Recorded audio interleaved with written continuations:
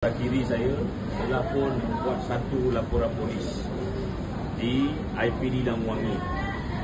Penting untuk kita ketahui bahawa ini adalah laporan polis beliau yang pertama berkaitan insiden ini.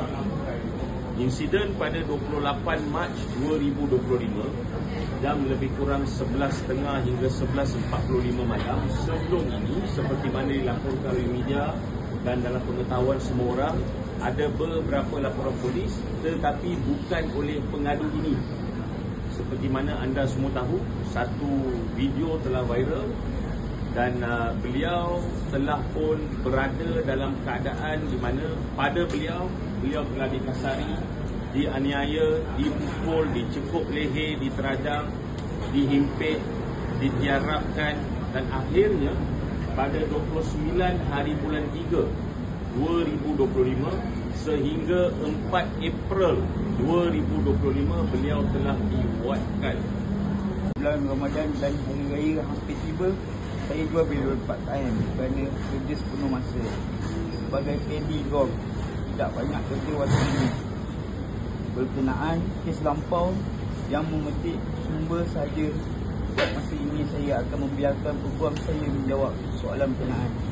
Adakah sebab saya pernah ada kes, maka saya tidak boleh cek rezeki halal?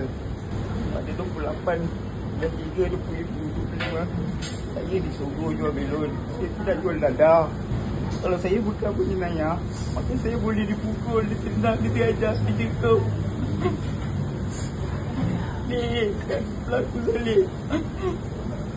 Kalau saya ada kes lampau, adakah itu kesan untuk siapa-siapa? Saya boleh pukul sekian. Kalau saya miskin,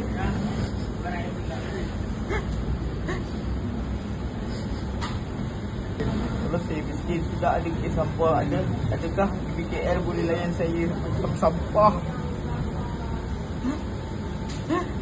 Saya ambil tindakan ini kerana saya ada hak dan diri.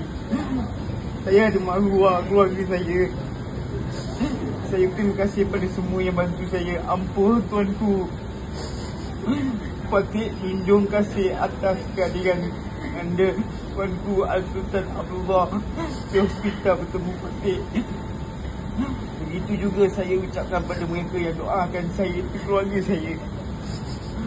Pada yang komen dan beri kata-kata hina, saya doakan perkara yang kena pada saya tidak akan dilalui oleh anda semua. Saya lihat video saya dipukul mereka.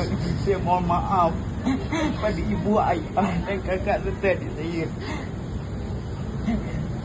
Saya hendak berubah.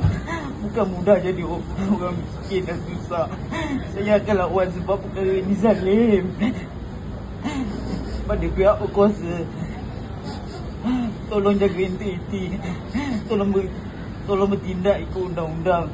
Saya hanya mencari sesuap nasi bagi diri saya dan keluarga saya. Kami pun hendak bahagi raya macam orang lain.